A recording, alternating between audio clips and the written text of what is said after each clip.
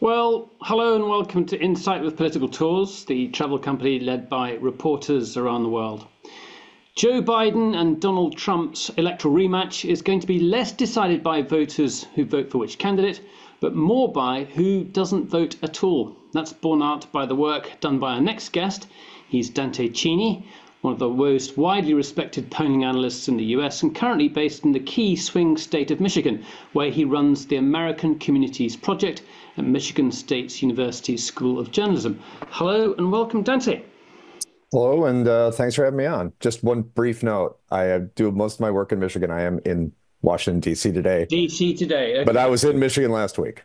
Okay. Well, we're hoping to see you in Michigan, in Lansing, when we go on our US election tour. And we're going to be there from the 30th of October for about 3 days, and then we're going to be in DC. So we're going to be speaking to you about your work. We're going to talk a lot about Michigan, but the first thing I want to do is talk about Trump's win back in 2016, because I think this is really informative. It goes back to who voted for him last time. I guess his base, in a way. I mean, that's not right, the right terminology. But if you would think if those people voted for him last time, there's the potential for them to vote for him this time. So how did he do last time, and where did he win? So going back to 2016, when he actually won the presidency, he kind of upset what was the standard operating procedure of American politics. And this is why people were surprised by the result. We kind of went into 2016 knowing the way the vote was going to go. Some places are going to vote this way, some places are going to vote that way, and we know key places to watch. Um, and I was doing this actually on election night in 2016. Florida comes in first. So I was really focused on Florida very intently, watching, and particularly focused on Miami-Dade County, which is the Yeah. far southern tip of Florida, where the city of Miami is. Very Democratic. And I kept thinking, well, we knew what Barack Obama had gotten there in 2012. So it's like, well, if Hillary Clinton hits this number here, that's a really good sign for her. And I kept clicking on it and watching the numbers come in, and she kept hitting her number. But then I looked at the top of the screen. I'm like, wait, why is Florida still going for Trump?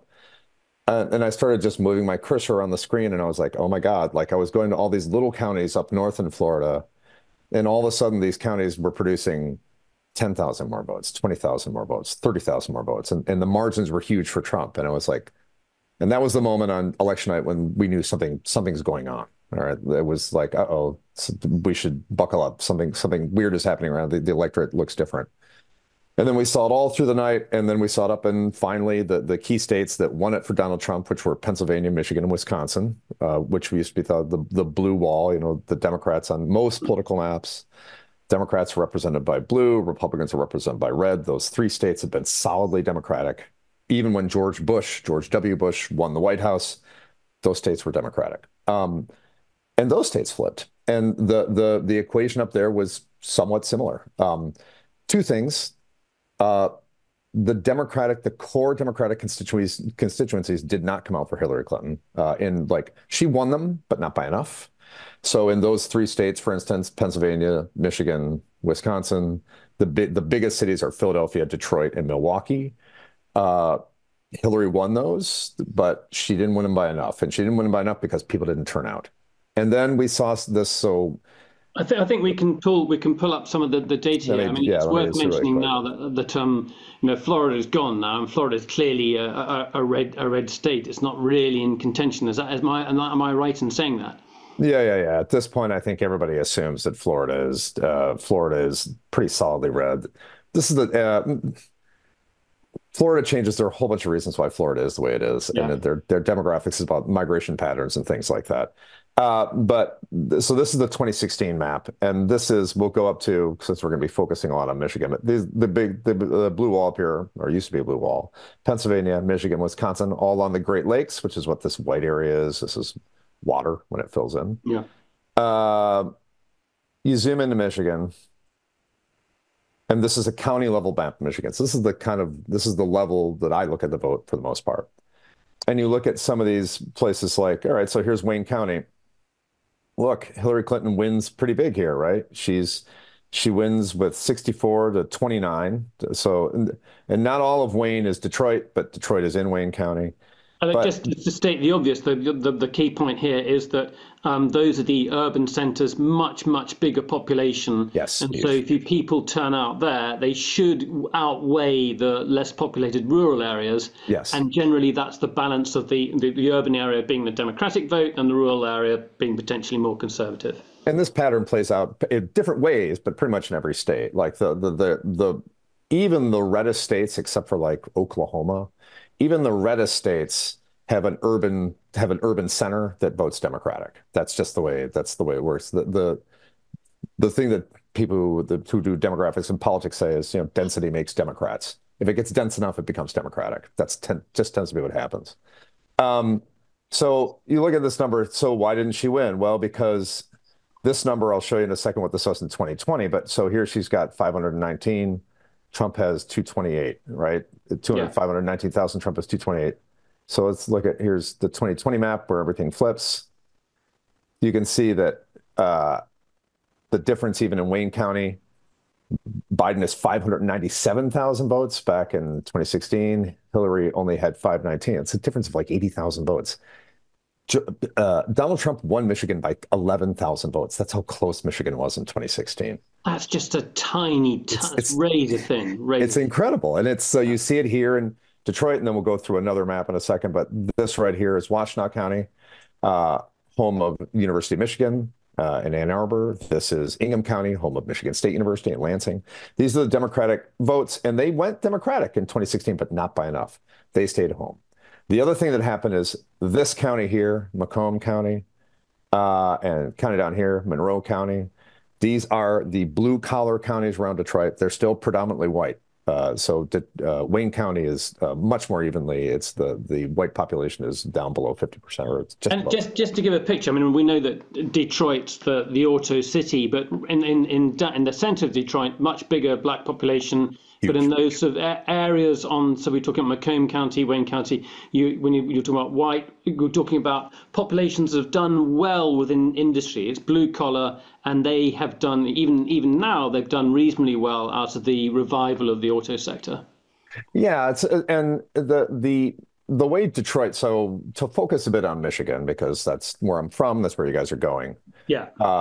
That area around Detroit can be summarized in one easy way. It was built on the automobile, right? The entire city, the area was built on the automobile. The way we always thought about it was this is where the oil companies are based. And again, because I grew up in Macomb County. This is where the oil companies are based. This is where the people who work in the plants live. This is the places who work. This is the people who work in the executive offices. This is where they live. So it really was kind of like Detroit was the base of the auto industry. Macomb County is all the blue collar workers work in the plants. Oakland County was all the people who work in the executive offices, and that's just the way things developed. That's a little, it's not completely true, but it's very shorthand. Yeah. But those things implications. So the difference between these two counties, between Oakland and Macomb County, there's about 20 percentage points difference in terms of college degrees in these two counties that sit right next to each other. You are 20%, the population with a college degree in Oakland County is 20 points higher than it is in Macomb County, and they sit right next to each other. It's just the way these places develop. So these counties, just to show you really quickly, so this is the 2020 map, so you can see how it flips. Now, the Times colored these differently, unfortunately, so they did shades of blue. But like, this is the 2016 map. You see Hillary only wins 1, 2, 3, 4, 5, 6, 7, 8 counties. By 2020, you have Biden winning 1, 2, 3, 4, 5, 6, 7, 8, 9, 10, 11 counties. And so just a slight change in flipping a couple counties. The county, if you look at the map, is still predominantly, the state is still predominantly red, but a couple counties flip. And the most important thing is margins blow open for the Democrats. And they do better down here in Washtenaw. They do better in Ingham. They do better in Wayne. They do better in Oakland. And then they flip a couple places. They flip Kent County, home of Grand Rapids. Kind of a big, I mean, Grand Rapids is a fairly big city, but Kent County is big. So it's really kind of a suburban county. They flip Leelanau, which is a whole different story. It's really interesting. It's about migrating populations and retirees and people with education moving to rural communities. And then Marquette is this up here for Michigan. This is called the Lower Peninsula. This is called the Upper Peninsula. All this around here is the Great Lakes. This is Lake Huron. This is Lake Michigan. This is Lake Superior. Up here in the Upper Peninsula, it is very, very Republican, except for Marquette, which is where the Northern Michigan University is based. If you want to look at a map, if you look at a map of counties in the United States, if there's a decent sized university in that county, it is highly likely that that county votes Democratic. That's just a rule. If there's a big city, a dense suburb, or a university, there's a high likelihood, a big university, there's a high likelihood that that county is going to vote Democratic. And just to repeat, and you mentioned it earlier, or you implied it earlier, college education, if you've got a university degree, you're much more likely to vote Democratic. And that when that sort of electoral base changed, the blue collar workers who used to be Democrat are now obviously more likely to vote Trump. Yeah, and it is really that it's been a change in the electorate over the past 20 years in America. When I was a young man, which is a long time ago now, Republicans, people who went to college usually wound up being Republicans. The college vote leaned Republican. This is a shift that's happened over the past 20 years in American politics, so I guess quarter of a century now, where they've slowly been moving Democratic, and now college-educated voters are pretty strongly Democratic. It used to be that you would be able to say, well, if white voters with college education are still Republican. That's not even really true anymore. It's like college-educated voters at different levels, at different age groups, and different races and ethnicities. But college-educated voters, on the whole, are Democratic voters at this point. That's where we are. Okay. So that's looking at those results. This is I think what I want to do is, by looking at those results, to say that this is Trump's potential. Maybe he could do even, let's say he could do even better than 2016. But there are certain areas where he needs to win. So I wanted to look at that, and then we will come on to what really is the overall theme of this discussion, which is where Biden is not winning and why he is doing so badly. So we'll save that for a second. But let's just presume that Trump is going to do well, and that he can get his base up. Where would that be, and how likely do you think that is? So it's very likely Trump gets his voters. That's the one thing that we see continually in voting. So in election results, Trump's going to get, for people who look at demographics, he's going to get his 47%.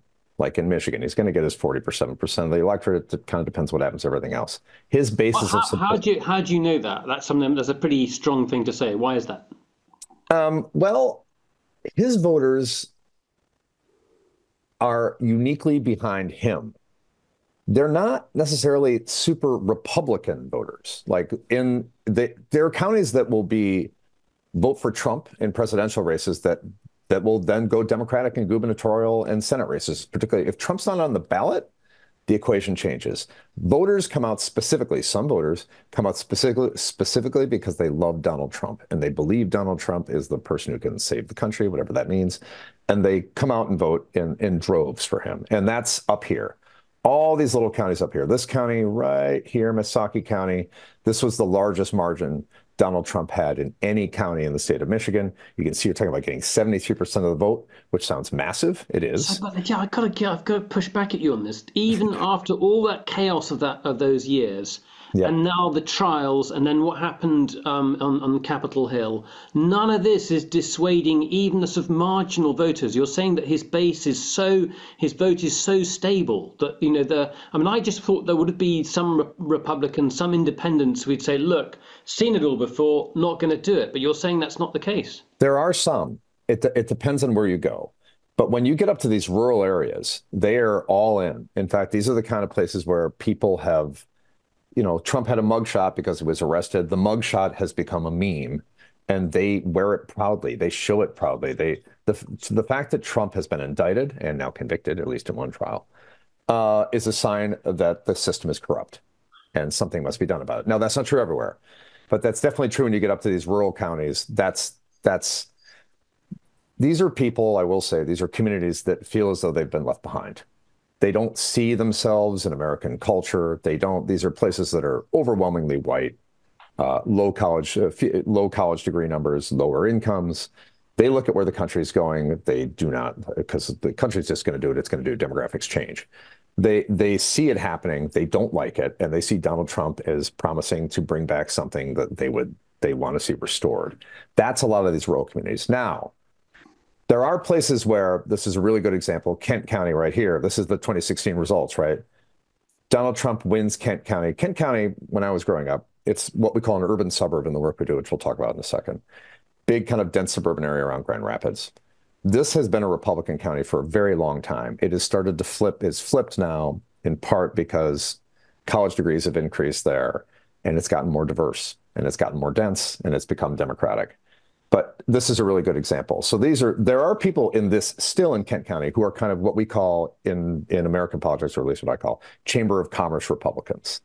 So these are not Trump Republicans. These are people that are just like, I work at the bank. I work in an office park in town. I'm like got a white collar job. I make a decent salary, but I'm socially conservative. For the most part, my kids are too liberal for me, but I still love them. That kind of person. Like those people are the people that are having issues with Donald Trump. And those are the people when you talk to them, they're like, I used to be a Republican. I'm not anymore. And those voters have either flipped Democratic or they can't bring themselves to vote for Donald Trump. There are some places where you see that. But in a state like Michigan, you see it maybe in Kent County. You see it maybe a little bit in Livingston County, maybe a tiny bit. Really quickly, because so this is the work that I do, and I'm just using this to help explore what I'm trying to talk about. There are these different kinds of communities in Michigan, right? This is the state of Michigan. There are 8 different kinds of community types, as I think about it. There's down here. There's the big city. There's Wayne, Oakland, and Kent, which are both these urban suburbs. They're now both Democratic. The college towns, which is right here. This is Washtenaw, Ann Arbor. This is Michigan State. This is Western Michigan. This is Central Michigan. This is a little university called Ferris State. This is Northern Michigan, and this is Michigan Tech. And the color coding here is not political leaning. It's just you're using different colors to indicate the different communities. So don't get confused by red or blue. Yeah, sorry. Yeah, don't. This is the map we use just to kind of sort through data. Yeah. These areas, these pink and red areas on this map, and the orange, these are pretty Democratic areas. Now, not all of them. Like Mecosta's not quite there yet. It's not quite Democratic yet. And Houghton, which is like this. You get up here, man. It's just the Upper Peninsula is a universe unto itself. It's a lot of trees. Some parts of it feels like the 60s haven't happened there yet. Then this area down here, which we call rural middle America, this kind of teal color. This area is pretty reliable. This is what we think of as small town America. This is Trump country. But these voters they're going to vote for Trump. These places are going to go Republican, but they're not super enthused about it. They're going to vote Republican because they vote Republican, and they're going to vote Republican whoever it is. But these are places where you see a little bit of softening around Trump, but they're still going to come out. He's going to win them by a lot. Going through all of this, I think this is fascinating. Seeing I think it's really useful, and we will share the American Communities website so people can look it up themselves. So just see everyone that it's the American Communities.org. And we'll share that in the chat. And you can go online and you can click on these counties, and then you can get a description of what kind of county it is. And there are lots of useful articles there on the website as well. So it's a really, really good website to go to. But the key thing is he has to get. What did he get in 2020? Trump? Did he get the 47%? What did he get then? In Michigan, he got 47.8%. It was just, so this is the thing, isn't it? So he got his vote. We know the numbers are there. We know those people are going to vote. And then it now comes back to who doesn't vote. Right. And that's arguably Trump won in 2016. He did awaken this vote in these rural communities and turn out this vote, and it made a difference. But if the Democrats had turned out to the numbers they were supposed to turn out, the numbers they turned out for Obama, if they had turned out at those kind of levels, Hillary would have won. She would have won Michigan. She would have won Pennsylvania. She would have won Wisconsin. These patterns repeat all around the country. Urban vote didn't really turn out for Hillary Clinton. The college vote really didn't turn out for Hillary Clinton. They were not big Hillary Clinton fans. And those things made the difference. In close elections, in states that are close, people are always like, well, who's going to win? Like, what's going to decide it? It's like, anything can decide it. When it gets down to a percentage point or two, anything can decide a race. A subset, a subset of a slice of a vote being disengaged matters, right? And that's what happened. That's what happened in 2016, 2020. 2020, I would definitely argue Biden won. Not because this is the problem that Biden is having right now. There was not a huge groundswell of support for Joe Biden. America was not, America was not full of people who were saying, I really love Joe Biden. It was full of a lot of people saying, I cannot stand Donald Trump and I will do anything to get rid of Donald Trump. And that was on the left, the voters on the left, the voters who were lukewarm on Hillary, who were just like, what difference does it make who wins? Or I just don't care. Once Trump got into office, we're like, oh God, I made a terrible mistake. I should have voted. And they all came out and voted in 2020. Yeah. The problem is Biden's the incumbent now. And there's still not a lot of people in love with Joe Biden. And Donald Trump is further and further in the rearview mirror. And Americans have very short memories. I mean, a lot of people have very short memories, but Americans notoriously just, on to the next thing. Let's go to the center of one of those urban communities. Can we go to sort of downtown Detroit? And let's talk about the Black American vote. I mean, the Black American community is very diverse politically, but overwhelmingly votes Democrat. And you in a recent article in May 22nd, and I'll try and share this with people as well, you wrote about where Biden is not getting the support that he crucially needs, and the Black American vote was a key one. If I can, I think I will be able to share this. I'm going to share. I can stop my share if you want to pop something up. Yeah, up to you. I think I might be able to share at the same time. Okay. So let me just try and find so here is so. Your article pointed out, I think can you recall the figures? I'll be able to recall the figures up here. So this is that was young. So here we go. This was young Black Americans, but the statistics overall, that was young Black Americans, unenthused, not certain to vote. But the thing that really struck me from your article was black women who are really the core of the Democratic Party, who are not going to turn out to vote. And just looking at the figures, I think it was 43% were going to vote as opposed to some 60 odd, which is significant. Yeah, I will say just generally this election, we have seen lower enthusiasm numbers, lower voter enthusiasm numbers, but it's been the drop, the interest in the election has dropped off more with African American voters and with younger voters. And that's a huge problem when you go to a place like Detroit. Again, we talked earlier about the difference between winning Wayne County by, an additional 80,000 votes. Literally, the margin grew by about, I think, 70,000 votes because Trump gained a little too, but it's a 70,000 vote difference. This is in a state that Donald Trump won by 11,000, 12,000 votes in 2016. That's everything. That's the ball game, right?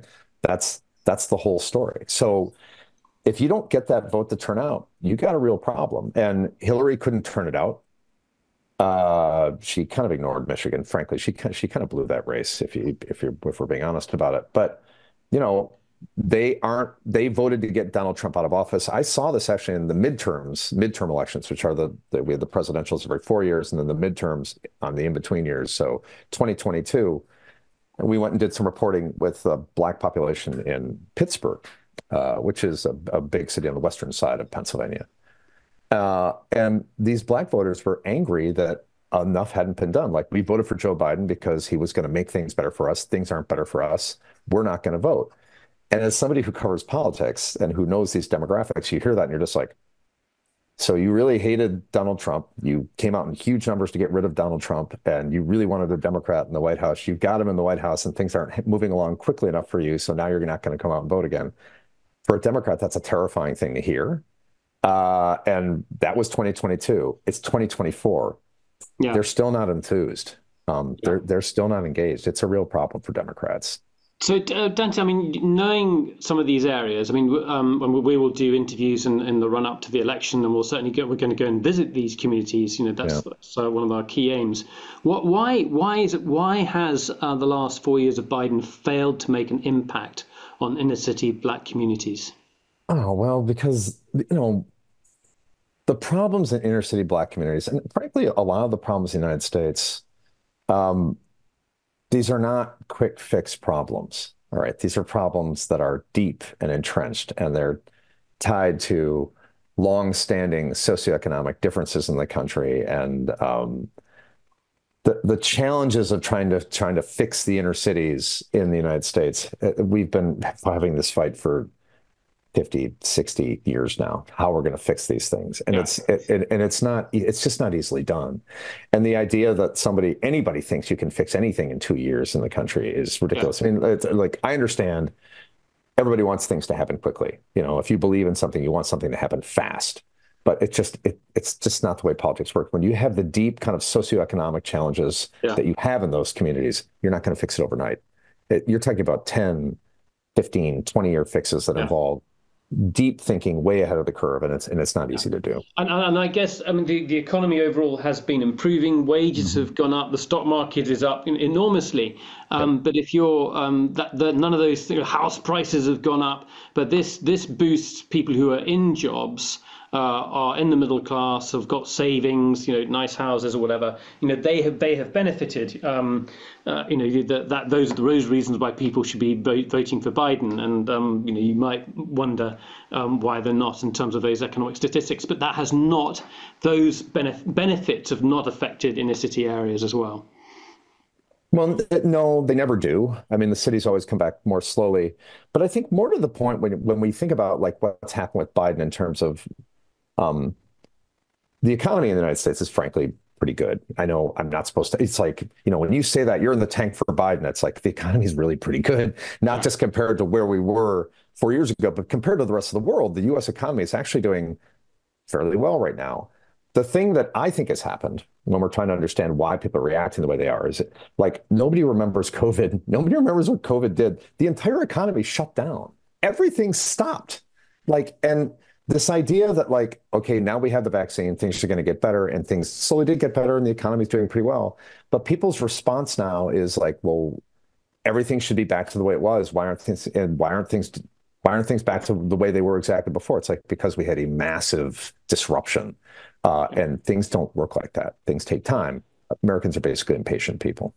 Okay, so the black vote is definitely down. I'm looking at the Washington Post poll here that said 41% of black people aged 18 to 30 are certain to vote this year, down from 61%. And then among black women, that age group, the certainty to vote dropped from 69% to 39%. So those Yeah. figures alone could be enough. If you think that, so Biden won by 150,000, you're talking about tens of thousands of people Yeah. not voting. That's just the black community. Let's go to the Arab American community. Yeah.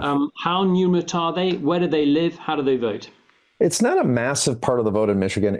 People tend to focus on the Arab American vote in Michigan because it's not even the largest Arab American population in the United States, but it's big, but it's very big. And relative to the size of the population of the state, it's pretty big. But most important, I think what people are most interested about reporting on it in Michigan is it's concentrated. So the Arab American vote in Michigan is concentrated largely it's really concentrated in Wayne County. So we talk about Detroit, and Detroit is the home of the African American population. When you go further east in Wayne County, kind of out here, when you get near the edge of Wayne, almost as you're going into Washtenaw County, there's a town called Dearborn.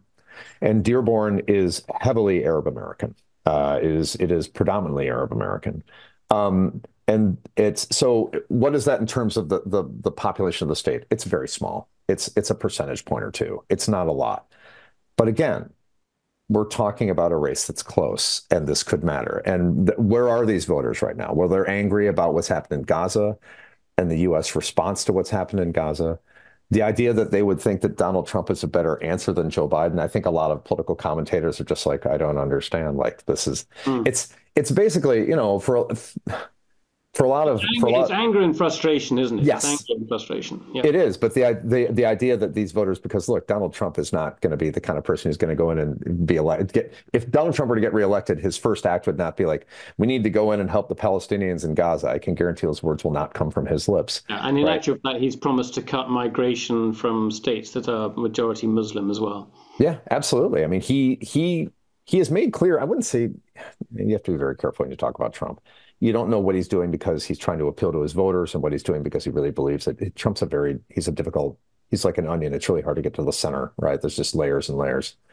But he is definitely not pro-Arab American in any policy he proposes. So the idea that these voters are angry and they're going to punish Joe Biden and they might get Donald Trump again is Yeah, bizarre, but it could happen. And it could yeah, happen. And it's enough in a state where, yeah. again, like you win by 150,000 votes, you take 50 out of that or you throw 50 the other direction, the race looks completely different.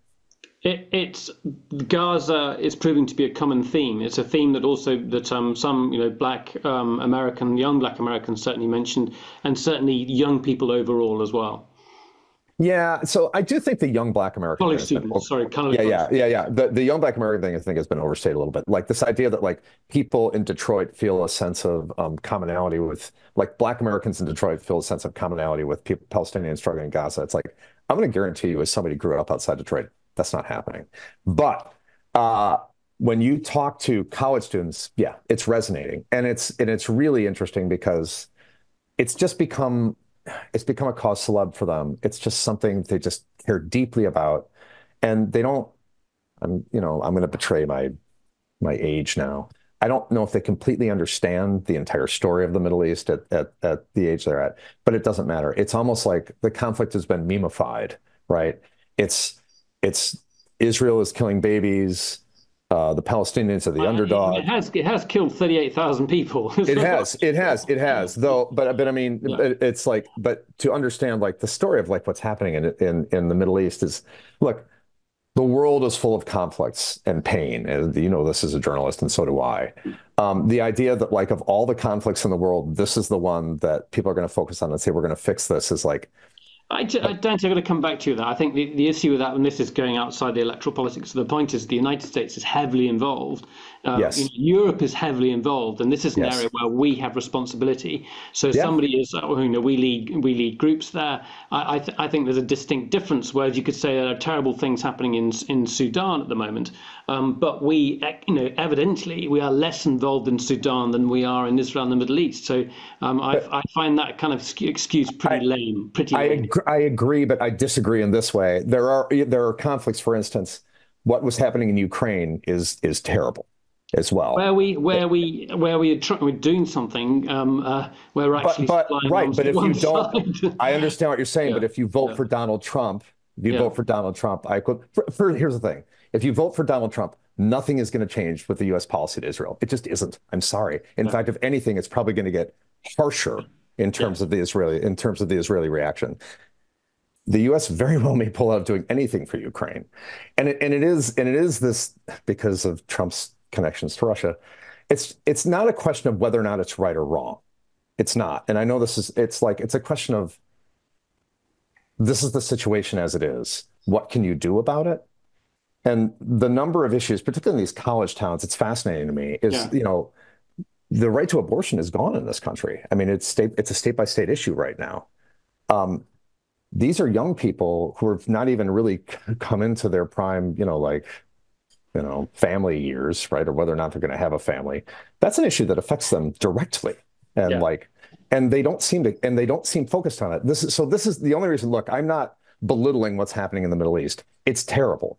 It's terrible and it's painful to watch, but Mm. it's something that ultimately this election in the United States is going to have very little to say about in terms of fixing it. Sure.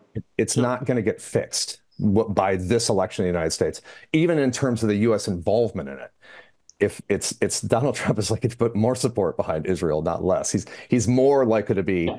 in league with or Yeah. No, supporting sure. All those people Netanyahu. have more reasons to vote for Biden, and it's anger and frustration that's causing them not It's to. It's and out of it's really spite. It's out of interesting. spite. Cutting Yeah, their noses off to spite the face. So yeah, I yeah, do. yeah. You mentioned abortion. That has been a rallying cry. Certainly was in the midterms in various Mhm. states. But the difference there was that abortion was on the ballot in many Yeah. of those states, and it's not this time, is it?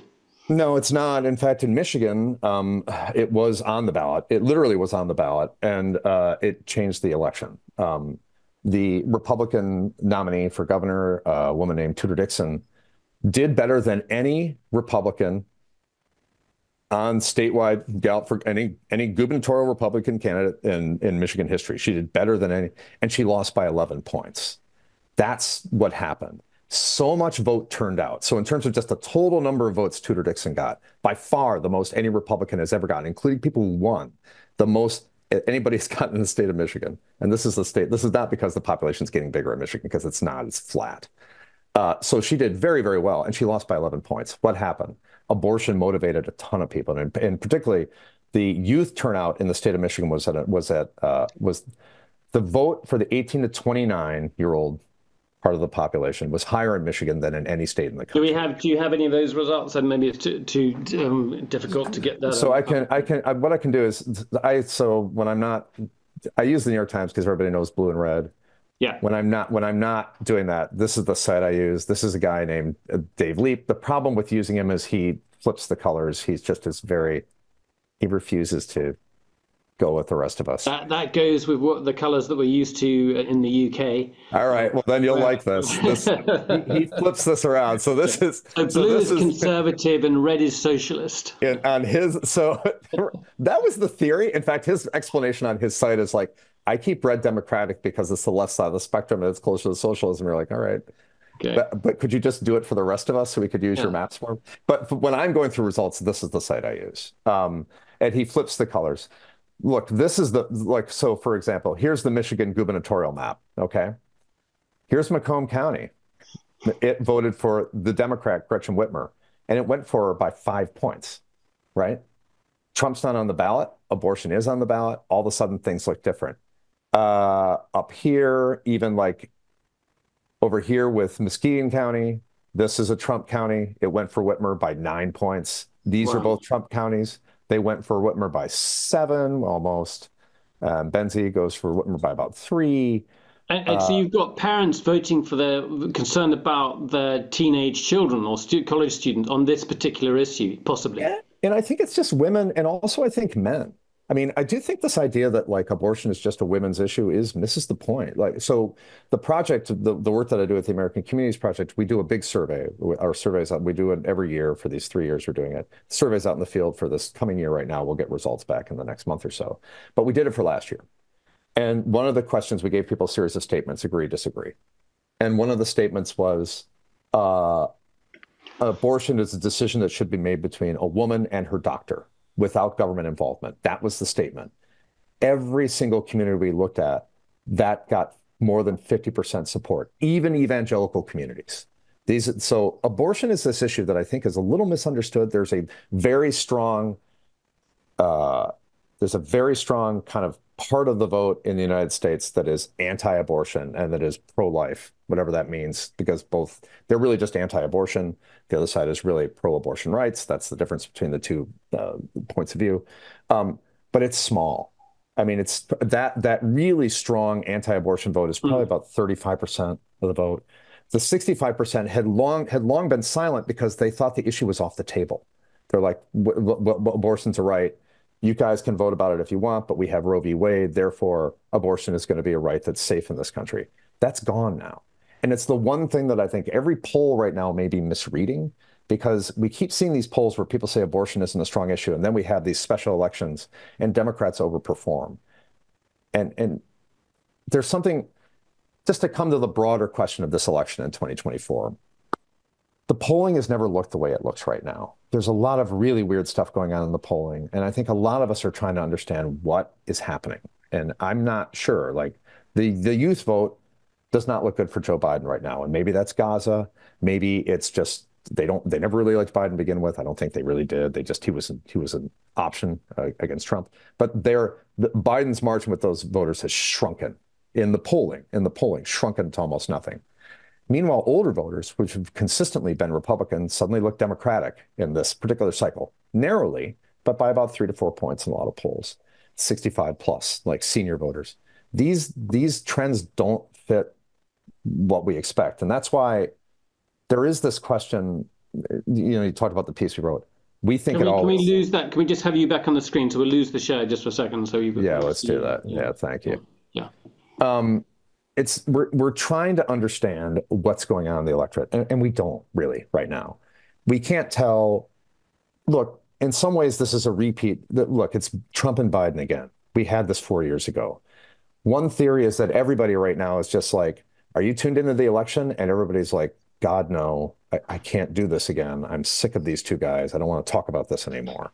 But when the time comes to vote, they'll just dutifully go and be like, I can't, either I hate Biden or I hate Trump. This is definitely a vote where it's coming down. There's very little. I mean, the Trump supporters are there, but it's really all about Trump. And the anti-Trump vote just may rear its head when we get close to the election. All these people who say they aren't paying attention they'll see Donald Trump on TV enough where they'll be like, all right, I don't like Biden, but I can't have that guy.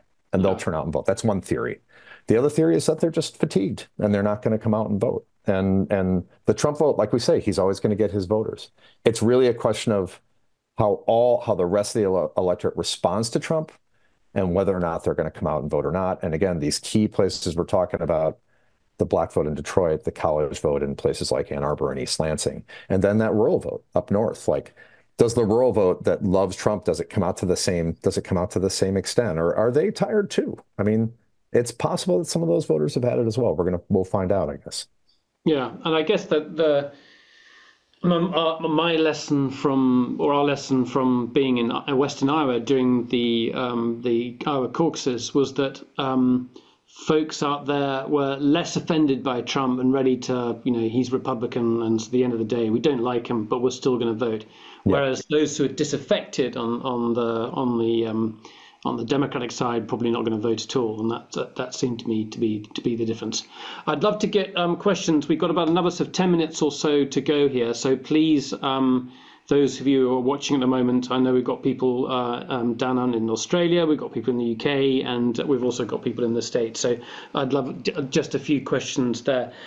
Is abortion on the ballot in any states in the States at the moment or not? It is, but it'll be on in some states. I can't recall them now, but none of the big swing states, not enough. Because look, the way we run elections in America, there are really only 6 states or 7 states where the vote matters. I mean, it's kind of a ridiculous system, frankly. The only vote that really matters, because we know the way 40 of these states are going to vote. We just know the way they're going to vote. We know beforehand, and because we score by state, and you get all the votes from that state if you win. We know how it's going to go. The 7 states that probably matter are Michigan, Pennsylvania, Wisconsin, Arizona, Nevada, maybe New Hampshire, maybe Maine. Some people say Minnesota might be in play. I really don't think it is, because the college numbers are just too high there. But like, those 7 states determine everything. And if it's not on the ballot in those states, it doesn't really matter. Just so I think the door is being knocked, and there's a delivery at the door, which is a classic Zoom webinar problem. But I think someone's going to get the door, so I think I'm okay. Can we come back to the bigger picture? So we've spoken about Michigan, but can we just talk briefly about Wisconsin and Pennsylvania? Because we're going to be going to Pennsylvania, so I certainly want to talk about that.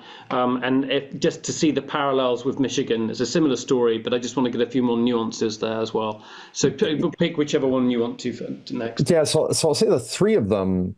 I often say regions don't really matter in America anymore, but they matter a little bit just because of the way things have developed.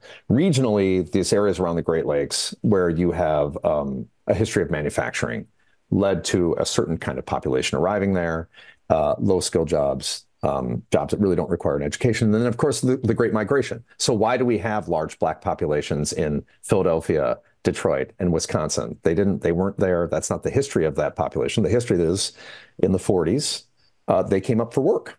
They came from the South. That's the Great Migration. They came to take these jobs in the auto plants and the steel plants. So they came north, and it led these places to develop in similar ways. So Pennsylvania, Michigan, Wisconsin have similar kinds of breakdowns in terms of the kind of place that are in them. Wisconsin, right here, and then I'll go to Pennsylvania, which, as I know, is probably more important because you're going there. I think you just need to share your screen. Yeah, let me do that. Sorry about that. Yeah. Wisconsin. That's not going to work. Let's do that one more time. You just got to choose the screen. So if you went, I got it. Green light around the thing. There we go. Yeah, I got it. So Wisconsin. If you're looking at Wisconsin, this is Wisconsin's version of Detroit. This is Milwaukee. This is Wisconsin's version of both East Lansing and Ann Arbor, Washtenaw-Ingham County. This is the home of the University of Wisconsin, right? These 2 counties are where all the Democratic vote is. And then this is just kind of suburban Wisconsin. This is suburban Madison. So this is like the bleed out from the college town.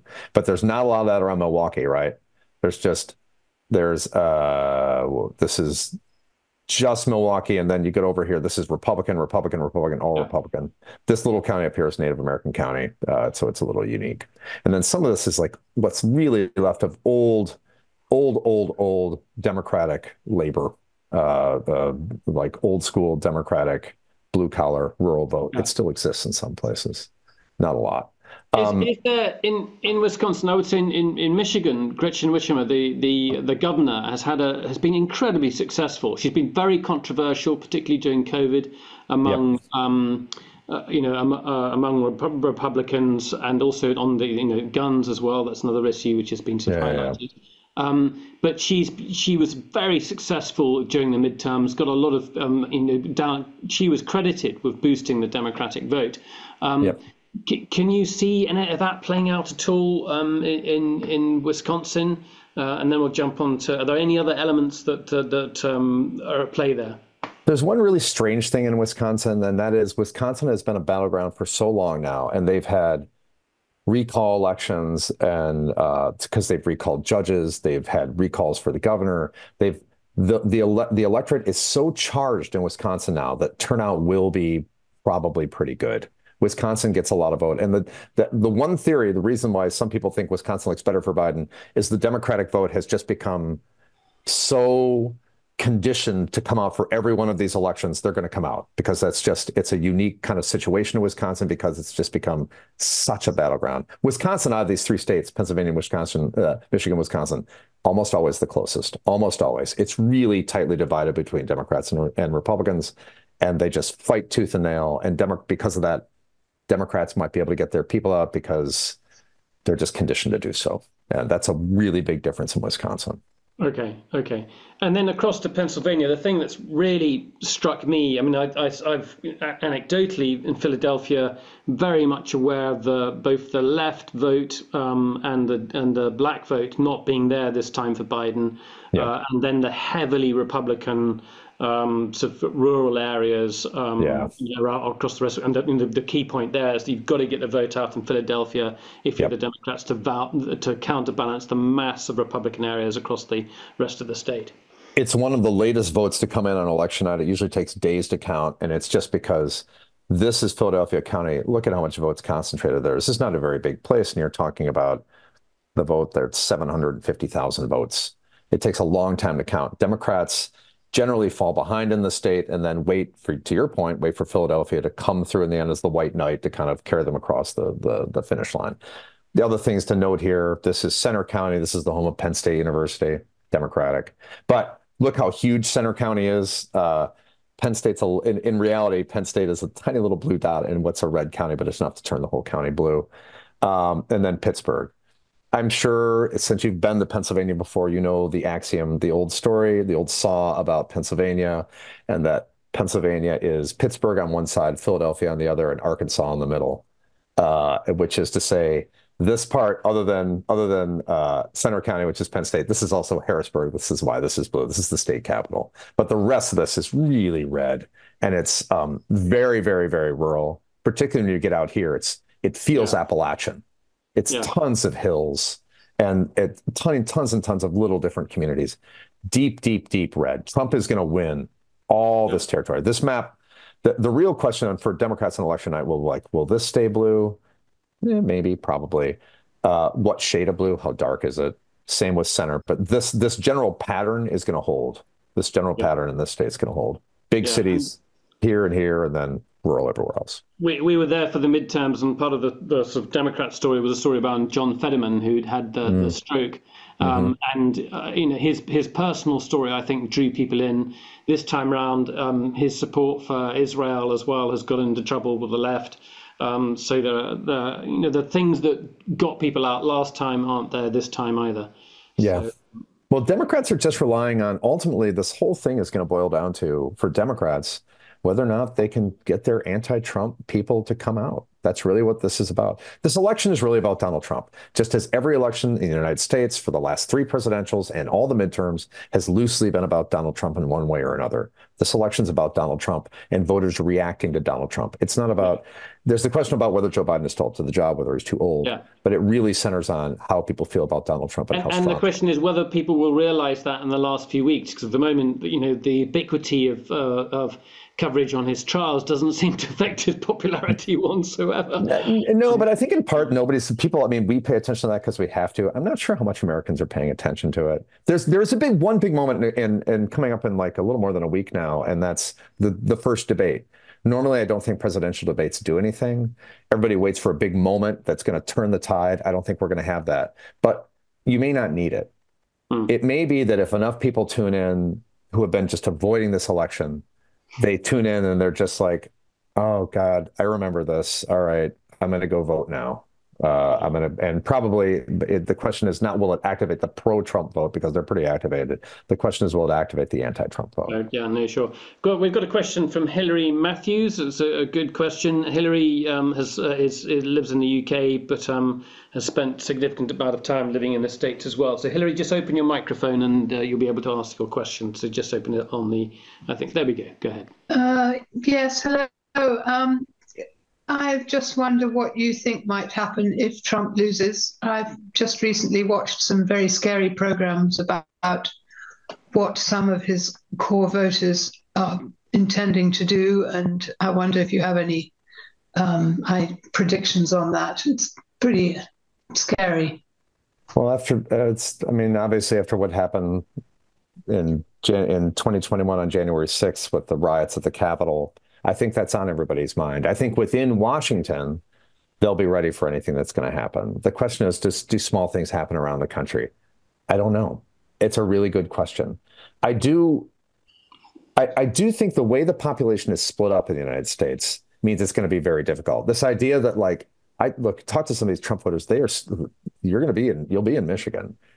Talk to the people up north in Michigan and ask them about going to Detroit. They are terrified. They think Detroit is just a hellscape that nobody can escape from, and they're scared.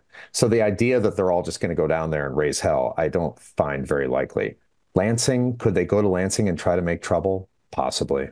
Yeah, possibly. Which is what they tried to do during the pandemic, and actually went armed pickup, with arms surrounding the state capitol, and that was frightening. Yeah, it is. And there's a woman who did a documentary called 23 Mile. It's just come out. I know her name's Mitch McCabe, or I'm sorry, their name is Mitch McCabe. And it's about 23 Mile Road, which is in Macomb County, very far north. And it's about the 2020 campaign and just how tense it got. It got really scary. And you watch it and it is a reminder. What do I think is going to happen? I hate to make predictions. I don't think it's going to be enough to, if Trump were to lose, it's not going to be enough to overturn things. But there is always this question I shouldn't say always, but there's been increasingly this question of, is America on the brink of civil war? I don't know. I mean, that seems very drastic to me. But, there are a lot of things I would have said were impossible a couple of years ago, and they're not anymore. Do I think it's going to happen? No, I don't. But would it surprise me if things got very, very tense and violent after a Trump loss? It wouldn't surprise me. No. Okay, I've got to ask the follow-up question is that, once Trump wins, there are groups of his supporters who have drawn up very, pretty frightening plans on what to do once they get into office. How much are you worried about that? And could you say something about some of those plans? I know this isn't about, polling work, but you're a political journalist, like me, you follow these events. Yeah, so I was just having a conversation with a neighbor about this last night. I think when they get in, there are a lot of people who are riding on Trump's coattails who, I don't think Trump is a big policy. Trump's not running for policy. He's running because he likes to be president.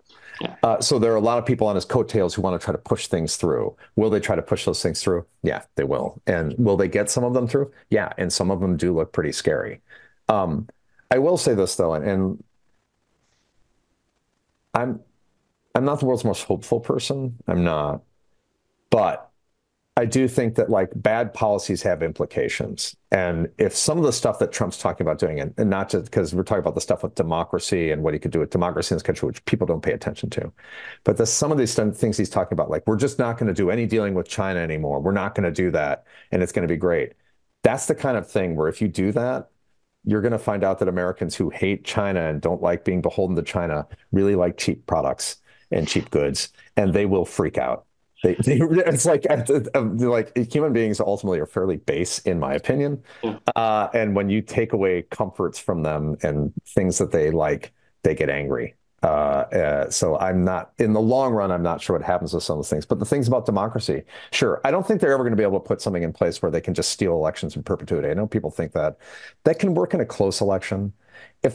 If you anger enough people and enough people turn out, you just can't. You swamp the ballot box. You can't. There's nothing you can do.